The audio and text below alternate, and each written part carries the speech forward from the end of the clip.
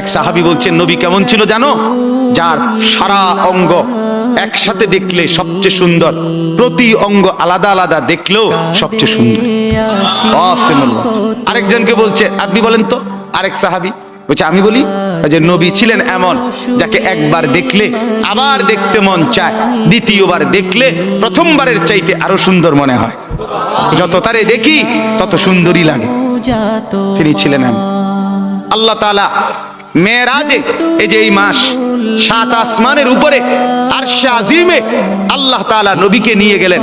যখন আরশের উপরে আল্লাহ তাআলা রাসূল সাল্লাল্লাহু আলাইহি সাল্লামকে দাঁড় করাইলেন, এইবার আল্লাহ বললেন বন্ধু কোনানে আনছি জানেন? আপনি জানেন কোথায় আনছি আপনারে?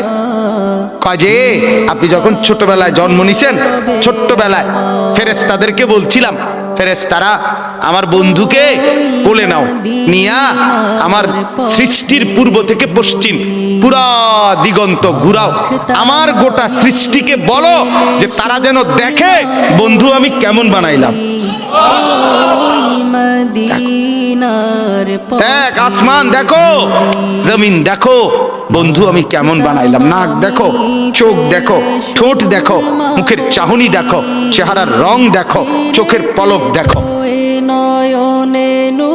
এরপরে আল্লাহ 7 আসমানে আরশে আজিমে নিয়ে এইবার আল্লাহ বললেন বন্ধু সেদিন ছোট্টবেলায় কোলে আপনারে সবাই দেখছে, এবার সব কিছুর উপরে আইনা, উপরে শুধু আমি আল্লাহ, তার নিচেই আপনি, এবার আপনি দেখেন গোটা সৃষ্টি আমি কেমন বানাইলাম।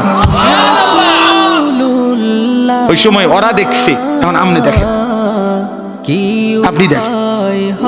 সুবহানাল্লাহ, এত বড় মর্যাদা সম্পন্ন রাসূল তাকে ছেড়ে দিলেন, তাকে ত্যাগ করলেন।